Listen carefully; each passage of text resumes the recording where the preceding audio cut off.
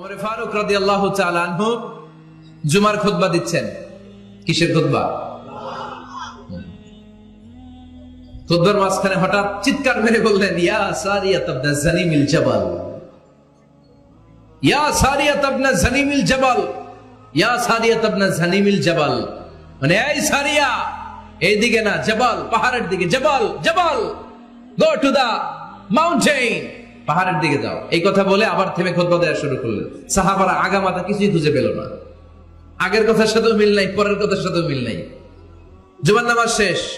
সাহাবারা বললেন, আমিরুল মুমিনিন, খলিফাতুল মুসলিমিন ওমর ফারুক জুমার খুতবা দেওয়ার সময় হঠাৎ চিৎকার মেরে বললেন, ইয়া সারিয়াত ইবনে জানিমিল জাবাল। আপনার এই বাক্যের সাথে আপনার খুতবার আগের কথার কোনো মিল পেলাম না, পরের কথারও কোনো মিল পেলাম না। আপনি বুঝিয়ে বলেন, কেন বলেছেন আমরা তো বুঝলাম না।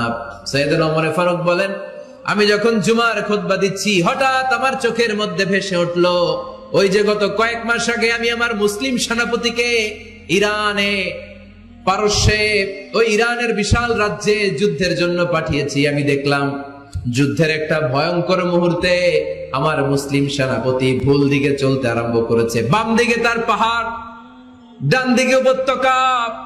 ডান দিকে যদি সে চলে যায়, উপত্যকায় চলে যায়, শত্রু বাহিনীর হাতে ধরা খেয়ে সব মারা যাবে।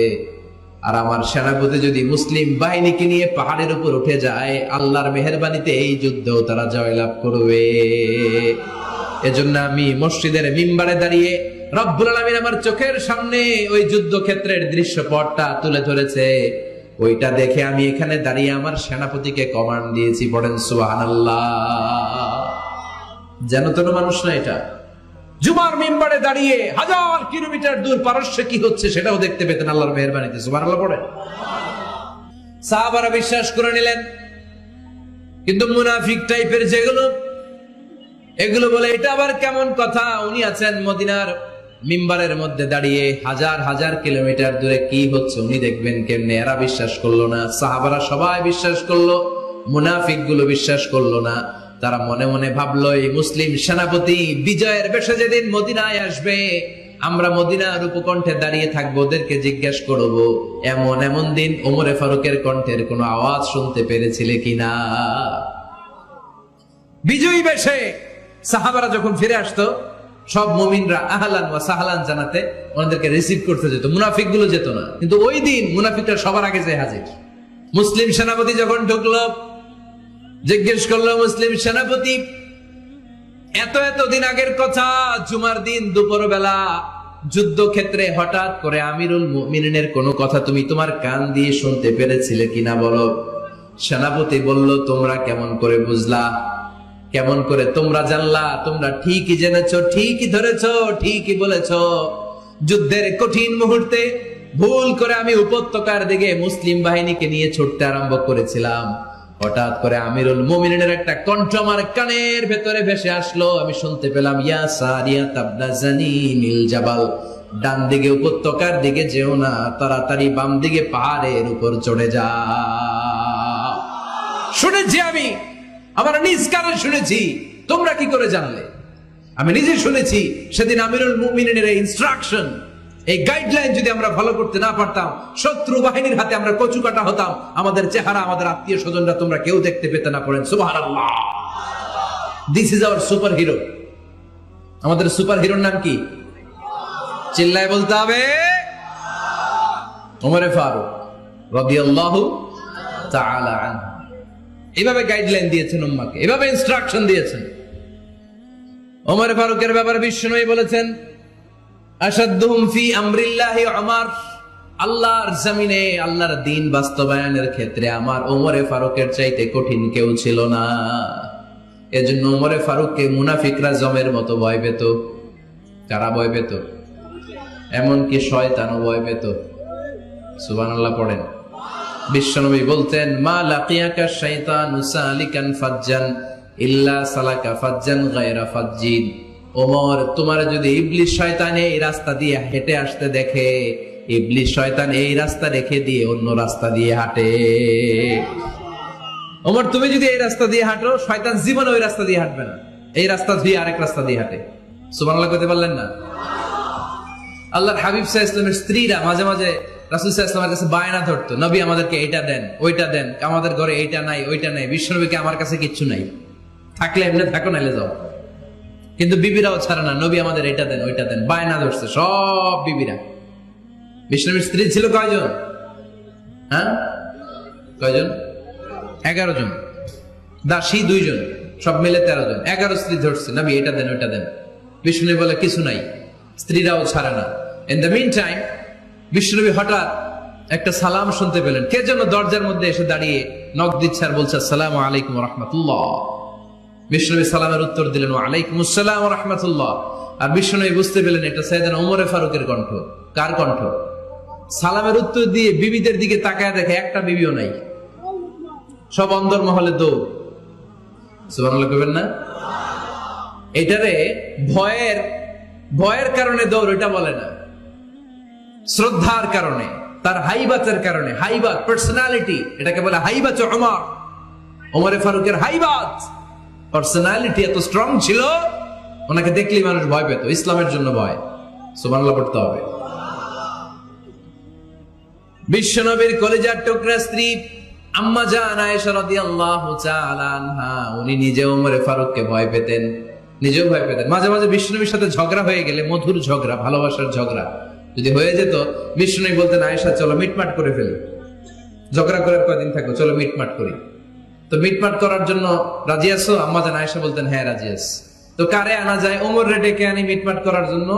আয়েশা রাদিয়াল্লাহু তাআলা আনহা বলে ওরে বাপ রে বাপ, ওমর না না, ওমর খালিজ, ওমরে ফারুকের ভয় লাগে আমার। সুবহানাল্লাহ কইবেন না?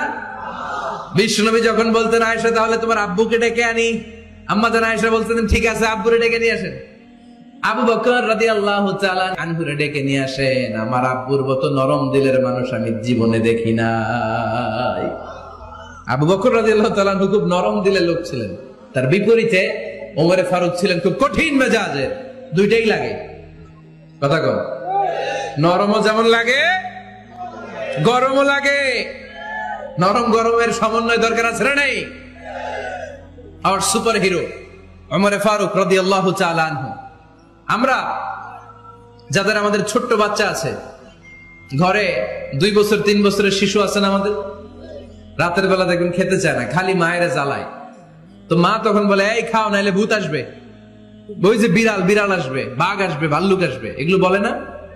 এগুলো বলে ভুলিয়ে বালিয়ে বাচ্চাকে ভয় দেখে খাওয়াতে চায়। এই ভূত আসলো, ভূত তাড়াতাড়ি খা, না খাইলে ভূতে ধরবে, তো খা। সাথে সাথে খায়।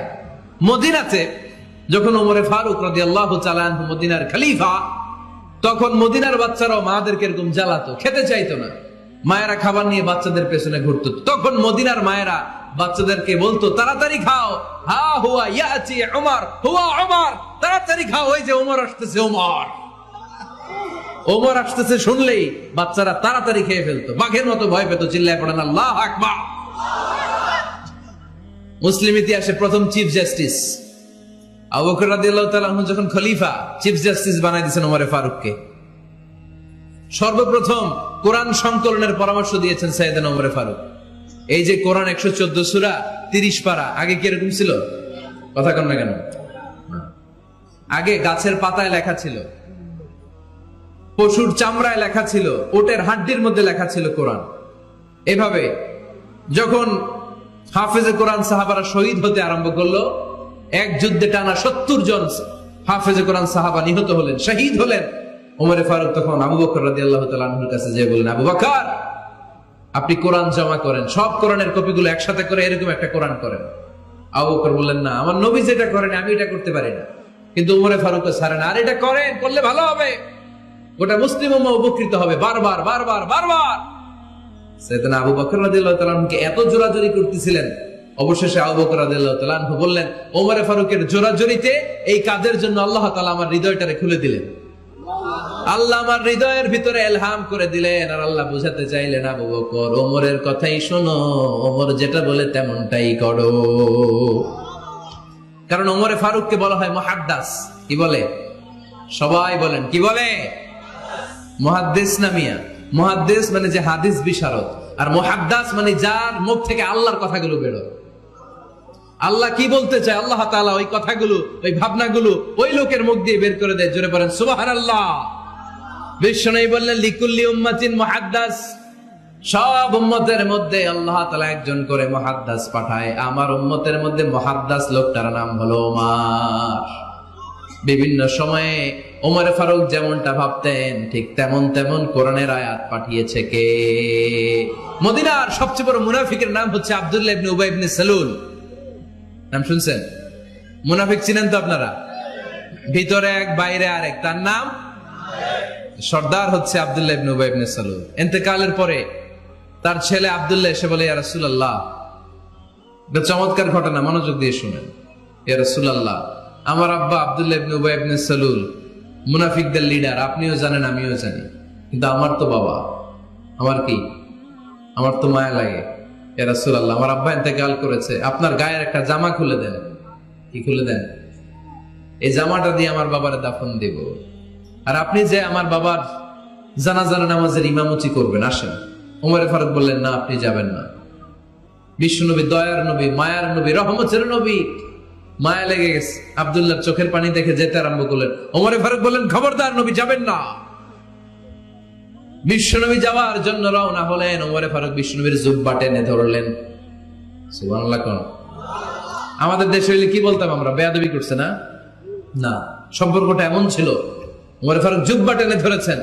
যখন আল্লাহ আয়াত নাযিল করলেন, ইস্তাগফির লাহুম আও লা তাস্তাগফির লাহুম ওয়া ইন তাস্তাগফির লাহুম 70 মাররাতান ফালাই ইয়াগফিরাল্লাহু লাহুম।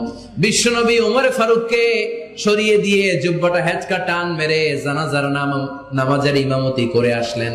আসার সাথে সাথে ওমর ফারুকের পক্ষে আল্লাহ আয়াত নাযিল করলেন, নবী, ইস্তাগফির লাহুম আও লা তাস্তাগফির লাহুম, আপনি মুনাফিক সর্দারের জন্য ক্ষমা চান কিংবা না চান, জুব্বা দেন কিংবা কাঁদেন, যাই করেন না কেন, 70 বার যদি এই মুনাফিক সর্দারের জন্য আপনি ক্ষমা চান, আমি আল্লাহ আপনার এই দোয়া কবুল করব না। খবরদার, এটাই ফার্স্ট, এটাই লাস্ট, আর কোন মুনাফিকের জানাজা দিতে আপনি যাবেন না। ওমর ফারুকের পক্ষে কোরআনের আয়াত নাযিল করেছে কে? ওইরকম ওমর আমাদের কয়টা লাগবে? চিল্লায় বলতে হবে কয়টা? কারণ সাইয়েদনা ওমর ফারুক আমাদের অনুপ্রেরণা, সাইয়েদনা আবু বকর আমাদের অনুপ্রেরণা, হামজা আমাদের অনুপ্রেরণা, সাইয়েদনা বেলাল ইবনে রাবাহ আমাদের অনুপ্রেরণা। নায়ক নায়িকা, গায়ক গায়িকা আমাদের অনুপ্রেরণা নয়। এজন্য আমরা সাহাবীদের জীবনী পড়ব। রাজি আছেন?